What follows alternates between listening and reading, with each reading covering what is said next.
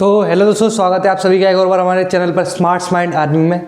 मेरा नाम है देव सिंह और आज हम सब पढ़ने जा रहे हैं आपका जो मैंने सिंपल परमानेंट टिश्यू पढ़ा दिया था उसके आगे की चीज़ें, जिसमें मैं एपिडर्मिस, प्रोटेक्टिव टिश्यू और आपका कॉम्प्लेक्स टिश्यू के बारे में बात करूँगा। तो इसी के साथ आज का लेक्चर शुरू करते हैं। तो आइए, सभी को बहुत बहुत स्वागत है। देखो, पहले हम बात कर रहे हैं, आज पहले लिख दिया है। तो आज क्या बात हो रही है? आज बात हो रही है एपिडर्मिस के बारे में। डेफिनेशन क्या होती है? सिंगल लेयर ऑफ सेल होती है ये, है, and outermost layer of cell होती है। यानी एक तरीके से क्या कहा जाता है, डायग्राम देखिए आप, अगर मैं प्लांट का कोई सेल लेता हूँ, अगर मैं लीफ लेता हूँ, तो उसके ऊपर जो सिंगल लेयर ऑफ सेल होती है और जो आउटर मोस्ट लेयर होती है सबसे बाहर की साइड पे सेल की लेयर, उसको हम क्या कहते हैं? एपिडर्मिस कहते हैं, या फिर एपिडर्मिस टिश्यू भी कह देते हैं। ओके, और बोलते हैं। और देखो, ये होगी इसकी डेफिनेशन, यहाँ तक क्लियर होगा।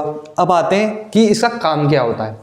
हमेशा काम जो होता है उसके 3 पॉइंट हैं, यहाँ लिख रहे हैं, अभी उसको रहने देते हैं। पहले बात करते हैं ड्राई एरिया में क्या काम है इसका। देखो, ड्राई एरिया में क्या होता है, एपिडर्मिस जो होती है ना, एक तरीके से थिक, एपिडर्मिस की जो लेयर होती है ये थिक होती है।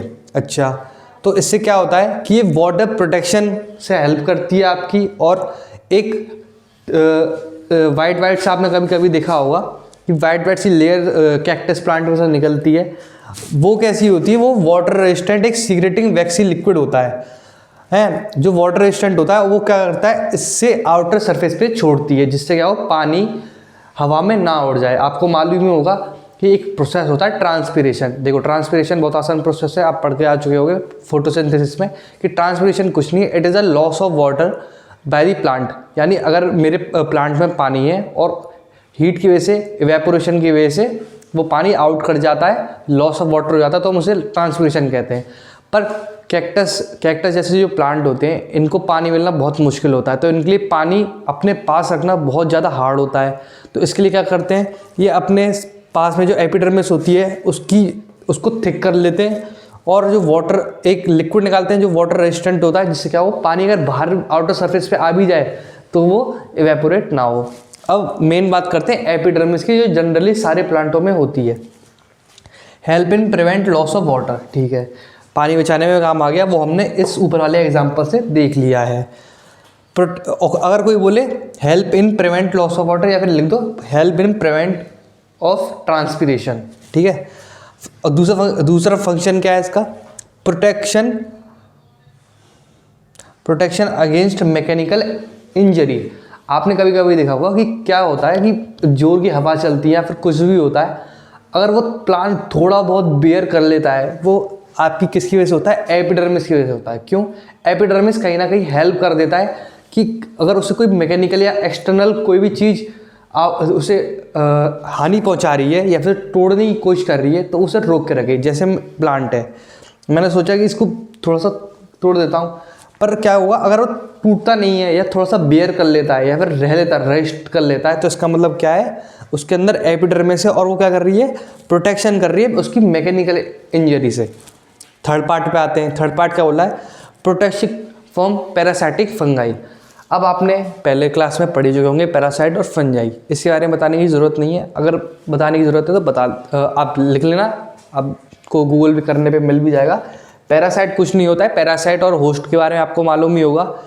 एक होस्ट होता है, पैरासाइट होता है। पैरासाइट क्या वो करता है कि मैं काम करूँगा, होस्ट मतलब पैरासाइट क्या होता है? अटैक करता है। एक होस्ट होता है, जैसे मैं हूँ। आपने वेनम मूवी देखी होगी, वेनम मूवी में बहुत बढ़िया से कॉन्सेप्ट समझाया है पैरासाइट और होस्ट का, कि उसमें एक मेन लीड में एक्टर होता है और उससे एक पैरासाइट या जो होता है उससे आके वो टकराता है और वो क्या करता है, अंदर से उसकी बॉडी को खाता है।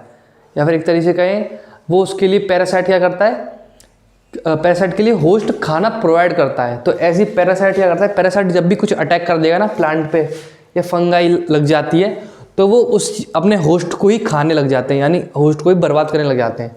तो अगर मेरे ऊपर वाली लेयर पे, जो आप प्लांट देख रहे हो उसके ऊपर वाली लेयर पे एपिडर्मिस है, अगर उस पर पैरासाइट आ जाती है, फंजाई आ जाती है, तो क्या होता है, एपिडर्मिस क्या कर देगा, एपिडर्मिस उससे हटा देगा या फिर अंदर नहीं आने देगा। ये इसका बहुत बढ़िया कारण है। इससे क्या होता है, आपकी अगर फ्रूट होता है, प्लांट में फ्रूट होता है, कुछ भी होता है, वो उसको रोक लेगा और चीज़ों को ख़राब होने से या बेकार होने से बचा लेगा। ठीक है। तो एपिडर्मिस आप सब समझ ही गए हुए आशा करता हूँ। लिख लीजिए इसी को बढ़िया से, ठीक है। अब आगे चलते हैं।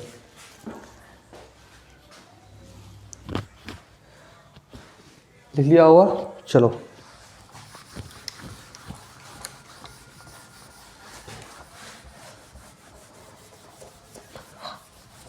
अब आपके पास सारे लेक्चर टाइम से आ रहे होंगे आशा करता हूँ, है ना। टाइम से लेक्चर आ रहे होंगे और टाइम से शीट अपलोड हो रही होगी। और बस हमारी साइड से तो अब पूरा क्लियर है, हम सब सही से कर रहे हैं। एक आपको जैसे कि मालूम ही है कि मैथ का जो टाइमिंग है आपको मैं बता देता हूँ। मैथ की टाइमिंग, आपके मैथ का जो लेक्चर होते हैं जो सुशील सर लेते हैं, उनकी जो टाइमिंग है वो रात के 9 बजे मंडे वेडनेसडे और थर्सडे, मंडे वेडनेसडे और फ्राइडे को अपलोड हो जाते हैं। वही मैं मेरी साइंस के लेक्चर की बात करूं तो वो ट्यूसडे, थर्सडे और सैटरडे को अपलोड होते हैं रात के 9 बजे।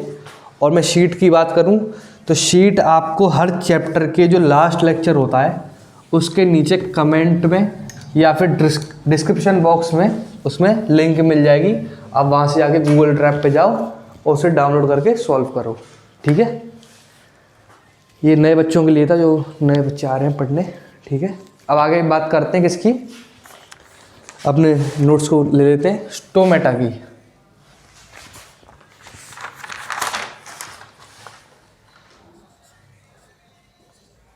स्टोमेटा ये आपके बुक में बहुत छोटे छोटे पार्ट्स में दे रखे हैं, इनको ढूंढना और लिखना बढ़िया बात है। स्टोमेटा आप सब जानते ही होंगे क्योंकि ये आपका किस में था बताइए, फोटोसिंथेसिस के चैप्टर में था। तो होता है, इनका डेफिनेशन होती है स्मॉल DEF, लिख देता हूँ DEF, small pores in the epidermis of the leaf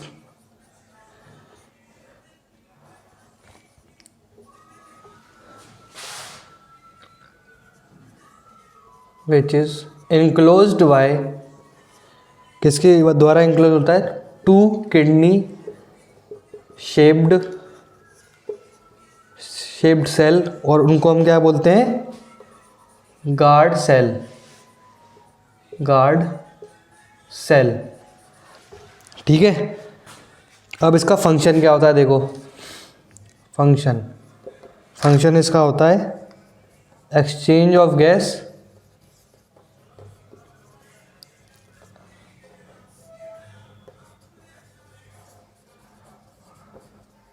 regulate loss of water, या फिर प्रिवेंट भी कर सकते हो, ठीक है। तो उसका एक रफ डायग्राम बना देता हूँ यहाँ पर कि क्या कह रहा है ये, कि मेरे पहले तो 2 किडनी शेप्ड सेल हैं, ठीक है, और एक किसके ऊपर है, ये है एपिडर्मिस के ऊपर, ठीक है, यानी मेरी एपिडर्मिस की लेयर हो गई, ठीक है, और ये बीच में गार्ड सेल मेरा, ठीक है। देखो अब ये जो गार्ड सेल होते हैं, आप जैसा कि देख रहे हो, आपने फोटोसिंथेसिस के चैप्टर में पढ़ा होगा कि गार्ड सेल का काम क्या होता है। पहले तो गार्ड सेल की बात करते हैं। आपका जो गार्ड सेल होता है ना, वो हमें या 2 तरीके से काम करता है, या तो इसको इलोंगेट कर देता है या फिर उसे बिल्कुल विड्थ वाइज ब्रेड्थ में बढ़ा देता है, ठीक है। ये 2 काम करता है गार्ड सेल। और जो इसके अंदर बीच में जो सेल जो स्मॉल पोर रहता है उसको हम क्या कहते हैं, स्टोमेटा, ठीक है। स्टोमेटा का क्या काम होता है, पहला तो लिख रहा है एक्सचेंज ऑफ गैस, ठीक है, यानी एक तरीके से एक्सचेंज ऑफ गैस है, यानी कार्बन डाइऑक्साइड और ऑक्सीजन। रेगुलेट नहीं, प्रिवेंट लिख देते हैं इधर। प्रिवेंट यानी मेन काम यही होता है कि पानी को रोकता है, ठीक है। लॉस ऑफ वाटर को प्रिवेंट अच्छा ही लग रहा है ना, क्योंकि प्रिवेंट से क्या हो जाएगा, फिर प्रिवेंट में एपिडर्मिस आ जाएगा, और प्रॉब्लम ये हो जाएगी अगर ये प्रिवेंट करेगा तो इसका मतलब फिर तो ये बंद ही रहना चाहिए, तो इसका काम ये नहीं है। सही लिखना नहीं है ये, इसका रेगुलेट ही सही रहेगा जो पहले लिखा था, ठीक है। रेगुलेट लॉस ऑफ वाटर, ठीक है, दिख रहा होगा आपको, और बड़ा लिख देता हूँ भाई, लॉस ऑफ वाटर, ठीक है। अब देखो अब ये काम कैसे करता है, कुछ नहीं होता है, पानी अगर ज़्यादा बह रहा है मतलब एक्सेस वाटर हो गया तो विड्थ वाइज खुल जाता है, जैसे ज़्यादा पानी जाता है, और अगर पानी कम होता है तो ये क्लोज हो जाता है, जिससे क्या हो पानी कम बाहर जाए। ये होता है गार्ड सेल का काम। गार्ड, अगर आपसे कोई पूछना कि स्टोमेटा, वैसे पूछा नहीं जाता मेनली क्योंकि ये बच्चों का टॉपिक मतलब थोड़ा कम क्लास का आता है, तो ये पूछा नहीं जाता है, ठीक है। पहले ही बता देता हूँ, टिप बता देता हूँ, जनरली नहीं आता है, जनरली, ठीक है। फंक्शन कुछ नहीं है, स्टोमेटा आया तो लिख देना exchange of regulator of loss. और वहीं अगर गार्ड सेल की कोई पूछे कि गार्ड सेल का क्या काम है, गार्ड सेल कुछ नहीं करता है, गार्ड सेल क्या होता है, rate of loss of water को मैनेज करता है, बस manage the rate of loss of water, ठीक है। ओके, बहुत बढ़िया, ठीक है, समझ में आ गया होगा। और चलो इसके साथ मिटाते हैं, अब इसको आगे चलते हैं आपके अगले टॉपिक पर, ठीक है। अब अगला जो टॉपिक है उसमें मैं पढ़ने वाला हूँ, उसको थोड़ा आप सुनना पहले, ठीक है, क्योंकि लिखने की कोई ज़रूरत नहीं है, मेनली उससे कुछ आता नहीं है, बस आपको समझने की बात होनी चाहिए उसमें। कि देखो अब बात आ रही है कि एपिडर्मिस जो होती है ना, ठीक है, सबसे पहली लेयर होती है। अब प्लांट के रूट्स में जाओ, रूट्स में, ठीक है। आपने कभी रूट को देखा होगा, जैसे रूट है मेरी, है ये रूट हो गई मेरी प्लांट पे, और ये मेरा हो गया इधर प्लांट, ठीक है, ये हो गया मेरा प्लांट, ठीक है। अब देखो मैंने प्लांट उखाड़ दिया और इसकी रूट काट ली, तो ये रूट ऐसी हो गई और ऐसी हो गई, ठीक है। तो आपने कभी देखा होगा कि इस पे ना फाइन एक तरीके से हेयर्स होते हैं ऐसे, ठीक है, अभी समझो बस, ठीक है। तो ये हेयर्स का क्या मामला है थोड़ा जानते हैं पहले, कि एपिडर्मिस सेल ऑफ रूट, जो आपकी एपिडर्मिस होती है वो रूट्स में भी प्रेजेंट होती है, ठीक है, और इसके अंदर भी इसके एपिडर्मल सेल प्रेजेंट होते हैं, ठीक है, जिनका काम क्या होता है, ये क्या काम करती हैं, ये काम करती हैं एब्जॉर्ब वाटर, यानी पानी को सोखने के काम आती है। रूट का मेनली काम यही होता है, ठीक है। और ये जो हेयर लाइक स्ट्रक्चर होती हैं ये क्या काम करती हैं, ये तो आपकी रूट का काम हो, ये एपिडर्मल जो सेल थे उसका काम हो गया, एपिडर्मल सेल का काम हो गया कि वो क्या करते हैं, एब्जॉर्ब करते हैं वाटर को। ये लिखने की जरूरत नहीं है, सिर्फ समझो अभी। एपिडर्मल सेल का क्या काम हो गया, एब्जॉर्ब वाटर। पर ये जो हेयरली लाइक स्ट्रक्चर होते हैं इनका क्या काम है, इनका काम ये होता है, देखो ये था मेरी एक रूट, ठीक है, उस पे थे ये एक हेयर था, ठीक है, इसकी मैं मान लेता हूँ एक्स लेंथ है, तो इसमें से जो पानी जाएगा, तो एक तरीके से कहा जाए बहुत, जितना मेरी लेंथ छोड़ो, ये तो बहुत ज़्यादा कॉम्प्लिकेट हो जाएगा, मेरा एक था और इसमें सिर्फ इसका सरफेस एरिया इतना सा था, तो इसमें इतना ही पानी जा पाएगा, ठीक है। अब अगर वहीं बहुत सारे रूट्स हो जाते हैं तो उससे क्या होता है, सरफेस एरिया जो है ना, सरफेस एरिया वो बढ़ जाता है। सरफेस एरिया बढ़ता है तो क्या होता है, वाटर बढ़ता है, और वाटर तो बहुत ज़रूरी है प्लांट के लिए। अगर प्लांट को बड़ा करना है तो उसको पानी सबसे ज़्यादा एब्जॉर्ब करना आना चाहिए, तो वाटर बढ़ेगा, ठीक है, ये होता है इसका काम। अब देखो ये था, बस सिंपल सी बात थी, समझ गए होंगे, बस ये बताना था आपको, ठीक है। अब आगे चलते हैं अपने अगले टॉपिक पर। इसमें एक क्वेश्चन दिया गया है बीच में कि डिफरेंस बिटवीन आउटर लेयर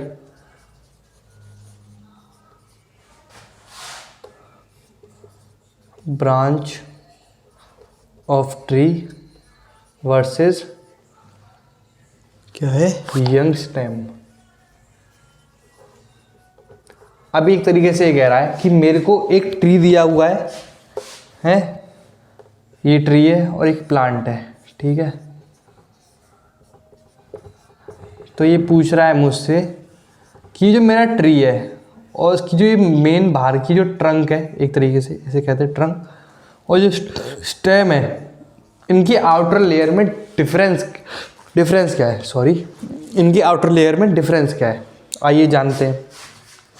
देखो पहली बात हमें मालूम है कि हमेशा जो भी प्लांट होता है उसके बीच में क्या प्रेजेंट होती है, मेरिस्टम। आइए पहले इंक डाल लेते हैं थोड़ी सी मार्कर में, इंक भर लिए। तो आइए जानते हैं। देखो हमेशा जो भी प्लांट होता है आपका, उसकी मैंने अभी आपको जो डायग्राम बनवाया था फर्स्ट लेक्चर में, आपको याद होगा। तो फर्स्ट लेक्चर था, हाँ फर्स्ट लेक्चर था। फर्स्ट लेक्चर में मैंने आपको बनवाई थी एक डायग्राम बनवाया था प्लांट का, सिंपल सा स्टेम का। उसमें हमेशा एक मेरिस्टम स्ट्रिप रहती है। मेरिस्टम का क्या काम होता है सब जानती है, ग्रोथ सेल, ठीक है। ओल्ड प्लांट में क्या होता है, इसमें हम ओल्ड प्लांट की बात करेंगे। क्यों? क्योंकि जो आपका न्यूली प्लांट होता है उसमें कुछ नहीं होता, एक मेरिस्टम की लेयर होती है सिंपल। वही ओल्ड प्लांट की मैं बात करूं, एक स्ट्रिप होती है मेरिस्टम की, ठीक है। यानी न्यू सेल्स की इसमें भी होती है। मतलब अगर प्लांट जो है बूढ़ा हो गया, ओल्ड हो गया, पर उसमें ग्रोथ सेल या ग्रोथ टिश्यू अभी भी होते हैं, पर कम मात्रा में होते हैं, ठीक है, यानी कम अमाउंट में होते हैं।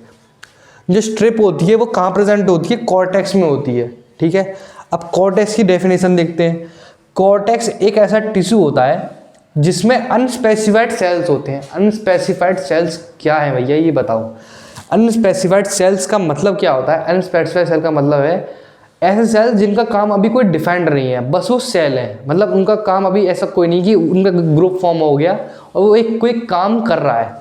यानी कॉर्टेक्स एक ऐसे टिश्यू हैं जिनमें अनस्पेसिफाइड सेल्स हैं, यानी ऐसे सेल जिनका अता पता ही नहीं कि उनका काम क्या है। और वो किसके बीच में होते हैं? एपिडर्मिस और वस्कुलर ट्यूब। एपिडर्मिस तो आप सब जानते ही हो। वस्कुलर जो ट्यूब है, वस्कुलर नाम का ये शब्द जो है, ये मैं अभी आपको कॉम्प्लेक्स टिश्यू में पढ़ाऊंगा, तब ध्यान से समझना है ऐसे, ठीक है। यानी दो लेयर है मेरी, एपिडर्मिस और वस्कुलर ट्यूब। उसके बीच में एक टिश्यू की लेयर होती है अनस्पेसिफाइड लेयर की, जिसको हम कॉर्टेक्स बोलते हैं। और ये जो स्ट्रिप जो होती है वो होती है कॉर्टेक्स पर, ठीक है। अब आते हैं cortex which constitute of cork. अब जो कॉर्टेक्स है आपका, उसके अंदर एक और चीज़ है। क्या चीज़ है? कॉर्क। उसको क्या कहते हैं? Layer of dead cell. आपने कभी भी पेड़ में देखा होगा तो उसमें एक, आप आगे आगे देखना, एक ऐसे सख्त सख्त सी चीज़ें रखी होती हैं। तो आप वो कुछ नहीं होता, आपका कॉर्क होता है एक तरीके से, या फिर डेड सेल्स होते हैं। अब और उसके बाद क्या कर रहे हैं? इट ऑल्सो हैव सब्रिलिन। यानी कॉर्टेक्स और कॉर्क जहाँ पर प्रेजेंट है वहाँ एक और चीज़ होती है जिसको कहते हैं सुबरलिन।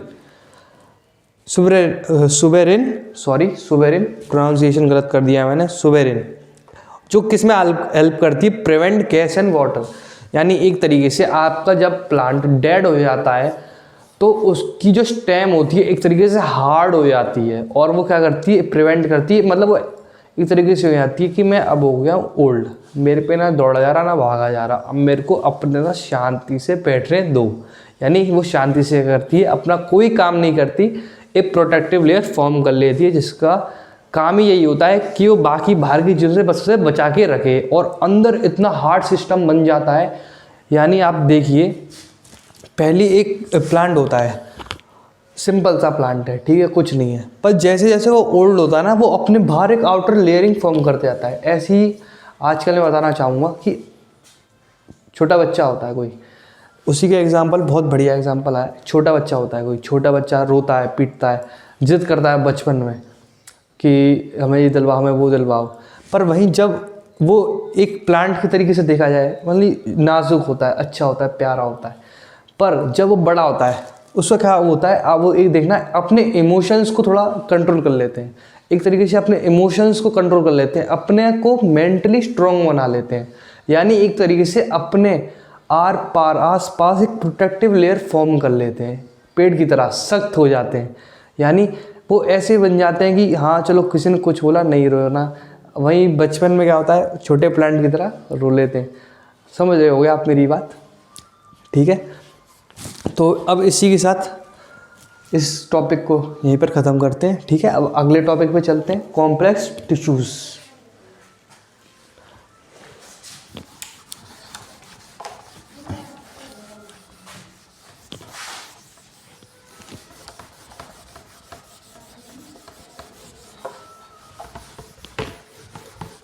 बता दिया करो भाई, देखो भाई सुनो, जितने भी बच्चे वीडियो देखते हो ना, सुनो,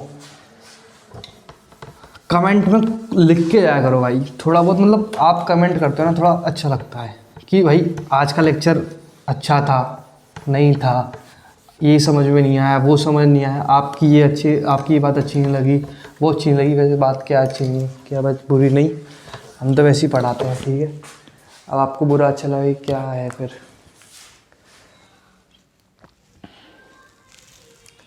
ठीक है, अब चलते हैं आपके अगले टॉपिक पर, कॉम्प्लेक्स परमानेंट टिश्यू। कुछ नहीं है, ज़्यादा देर का टॉपिक नहीं है, बहुत आसान है। कॉम्प्लेक्स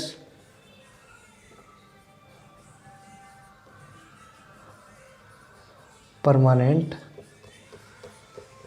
टिश्यू, ये हो गया आपका टॉपिक। ठीक है, क्या बोल रहा है? कॉम्प्लेक्स परमानेंट टिश्यू जो होते हैं, it is made up of, किसके मेड अप ऑफ होते हैं ये? मोर देन क्या है? More than one type of cell. और क्या बोल रहे हैं? दीज सेल्स combined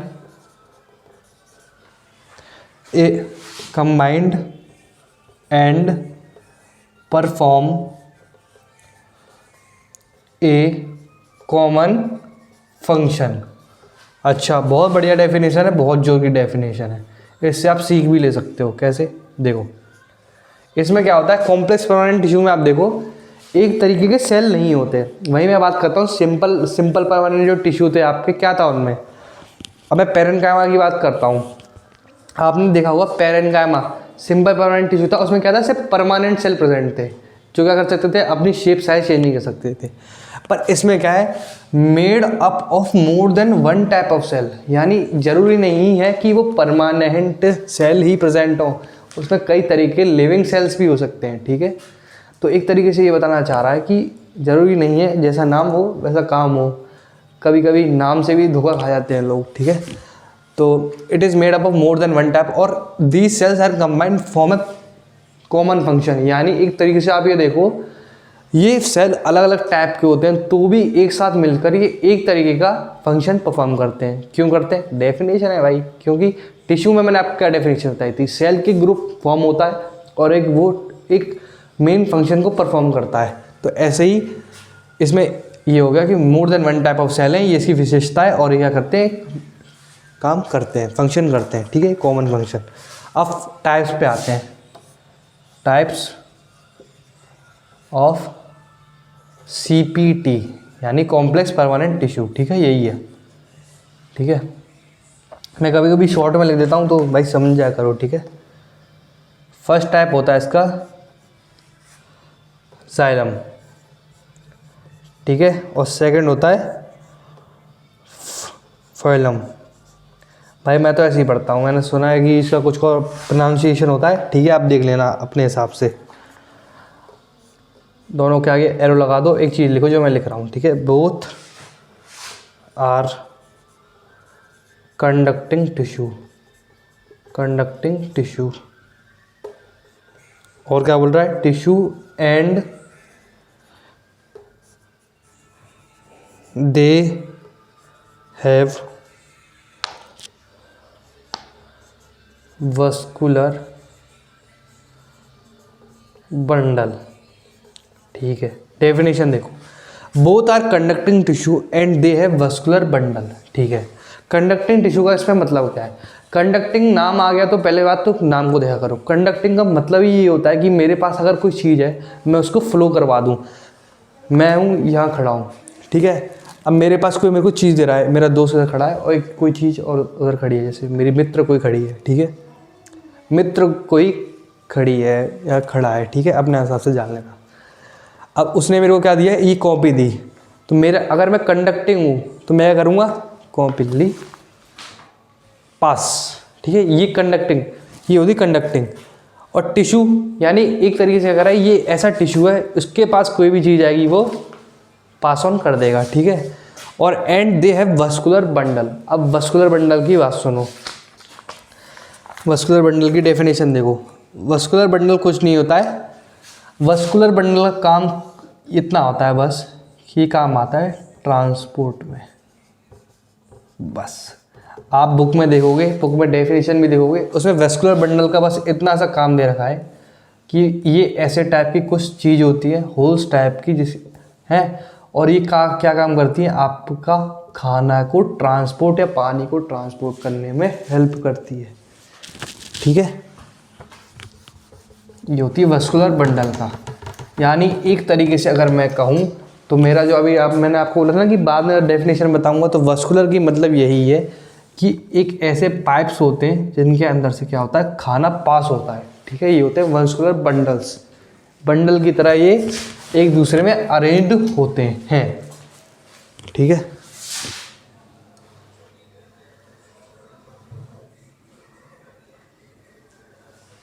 ठीक है। अब क्या कर रहे हैं, अब टाइप्स ऑफ सीपीटी में पहले पे चलते हैं, फिर दूसरे पे चलते हैं, दोनों को क्लासीफाई करते हैं, दोनों के वो देखते हैं काम क्या है। उसके बाद आज आपके इस लेक्चर को वहीं पर फिर विराम देंगे या फिर रोक देंगे। ठीक है, आपका मेरे को लगता है कि सही मोमेंटम में शायद सिलेबस चल रहा है, और अगर नहीं चल रहा होगा तो कोई दिक्कत मत लो, हम कर रहे हैं भाई। अगर वो चीज़ें हमने सही कर दी तो ये भी कर देंगे। ठीक है, एक्स्ट्रा लेक्चर दिया करेंगे फिर, और कुछ नहीं, संडे को भी। ठीक है, कोई दिक्कत नहीं है। बस ये है, हमारी लास्ट डेट या तो मार्च तक रहेगी मेनली, शायद मार्च में। अगर आपके पेपर फरवरी में हो रहे हैं फिर तो कुछ नहीं कर सकते, बहुत मुश्किल हो जाएगा फिर तो कोई दिक्कत नहीं, मार्च में ही होते हैं। वैसे मेरे स्कूल के तो मार्च में होते थे, और ज़्यादातर के फरवरी लास्ट में होते हैं। फरवरी लास्ट तक हम कोशिश कर लेंगे पूरे बनाने की। ठीक है, कोई दिक्कत नहीं है। और अगर आपको मैं बताऊं, बायोलॉजी से कम क्वेश्चन पूछे जाते हैं, खास करके जिसमें ज़्यादा बच्चे अटकते हैं। अगर आपके स्कूल में इक्वली डिवाइड होता है तो कोई दिक्कत नहीं, फिर तो आप सभी पढ़ो। पर मैं ज़्यादातर मैंने देखा है कि कहीं ना कहीं फ़िज़िक्स को थोड़ा ज़्यादा मॉडरेशन में लिया जाता है, क्योंकि फ़िज़िक्स में क्या है ना, देखो फ़िज़िक्स थोड़ा सा लॉजिकल है। फ़िज़िक्स आपकी अच्छी है तो मैथ तो ज़्यादातर जिसकी फ़िज़िक्स होती है मैथ भी उसकी अच्छी ही होती है। तो यानी एक सब्जेक्ट से दो काम निकलवाने की कोशिश होती है वहाँ पर। ठीक है, तो बस अब आगे चलते हैं, बहुत हुई बातें। चलो अब जाइलम पे आते हैं। जाइलम फर्स्ट टाइप है। जाइलम क्या बोल रहा है, जाइलम की डेफिनेशन देखते हैं।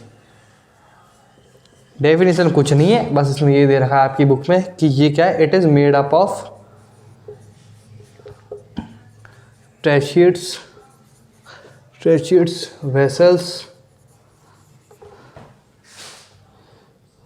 Vessels xylem, parenchyma and xylem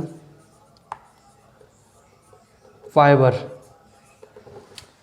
तो देखो इसी के साथ अब आगे चलते हैं। देखो आपके जाइलम में क्या क्या चीज़ें होती हैं, एक तो ट्रेचिएट्स होते हैं, वेसल होती है, जाइलम, पैरेन्काइमा और जाइलम फाइबर। ट्रेचिएट और वेसल का क्या काम होता है, ये थिक वॉल होती है जिनके अंदर डेड सेल होते हैं। ठीक है, और ये क्या होता है, ट्यूब शेप में होता है, ट्यूब शेप में, यानी इसके अंदर हॉलो पार्ट होगा। Okay, help in transport water and minerals vertically, यानी इनका मेनली क्या काम है, आपका वाटर और मिनरल्स को आपका एक्सचेंज करवाना। पैरेन्काइमा का क्या काम है, खाने को स्टोर करने का। जाइलम पैरेन्काइमा का और जाइलम फाइबर का काम है सपोर्ट इन फंक्शनिंग, यानी अगर इनमें से किसी को भी प्रॉब्लम आ रही है या फिर कुछ भी प्रॉब्लम आ रही है तो वो फंक्शनिंग में या फिर काम करवाने में हेल्प करेगा। ओके, तो ये आपका इसके अंदर की बात हो गई कि इनके जो अंदर की जो चीज़ें होती हैं इनका क्या काम होता है। ठीक है, अब आगे चलते हैं, आगे देख लेते हैं क्या बात है।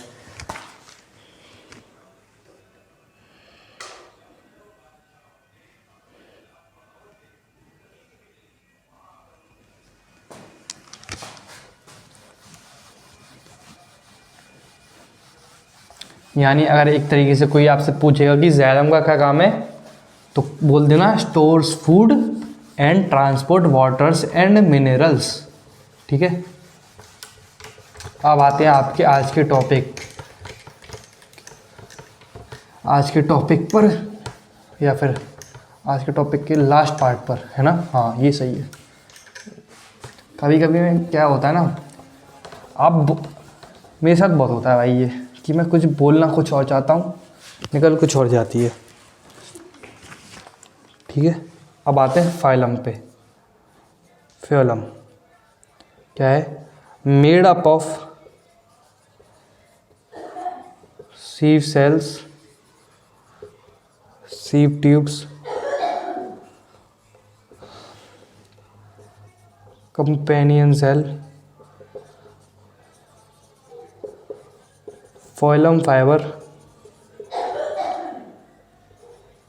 and phloem parenchyma। और क्या बोल रहा है, sieve tube and tubular cell have perforated wall. Perforated यानी फूली हुई, परफोरेटेड वॉल्स।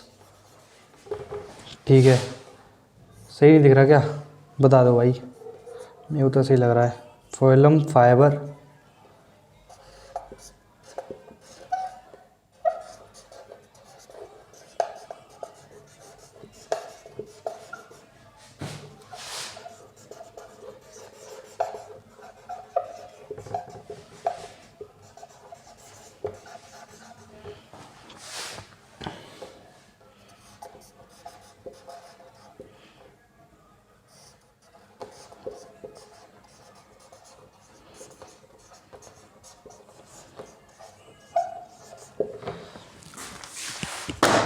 अब देखो लास्ट के टॉपिक पे आ रहे हैं आज के। क्या हो रहा है, फोइलम।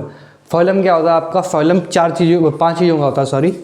स्लीव ट्यूब है, कंपेनियन सेल, और आपके फोइलम फाइबर्स, फोइलम पेरेन्काइमा और स्लीव सेल्स। ठीक है, स्लीव ट्यूब और ट्यूबुलर सेल अलग से दिया गया है, कोई दिक्कत नहीं है। देखो फोइलम में बस यही पूछेंगे फोइलम किसका बना होता है। ठीक है, बता देता हूँ पहले आपको। Sleeve tubes and tubular cells है परफोरेटेड वॉल। अगर आपसे कोई पूछे स्लीव ट्यूब क्या होती है और है, तो आप बोलते हैं स्लीव ट्यूब कुछ नहीं होते, स्लीव ट्यूब्स वो होती है जिनकी परफोरेटेड वॉल होती है, यानी फूली हुई तरीके से वॉल होती है। ठीक है, फोइलन फाइबर का और फोइलन सेल्स के क्या क्या होता है, आप बोल देना फोइलन सेल और फोइलन फाइबर जो होते हैं ये क्या होते हैं, लिविंग सेल होते हैं। बस आपके बुक में लिखता है, उससे बाहर से कभी नहीं आएगा कुछ। ठीक है, बस उसके अंदर से पढ़ो। फंक्शन क्या होता है, फंक्शन इसका क्या है, ट्रांसपोर्टेशन ऑफ फूड। यानी एक तरीके से मेरे जो कॉम्प्लेक्स परमानेंट टिश्यू थे उनके दो काम थे। जाइलम का काम था ट्रांसपोर्टेशन ऑफ वाटर और इसका क्या काम है, ट्रांसपोर्टेशन ऑफ फूड। ठीक है, तो इसी के साथ आपका आज का लेक्चर यहीं पर समाप्त करते हैं। आशा करता हूँ सभी को समझ में आया होगा। बहुत बहुत धन्यवाद मुझसे पढ़ने के लिए, और आप सभी को मेरी तरफ से राधे राधे।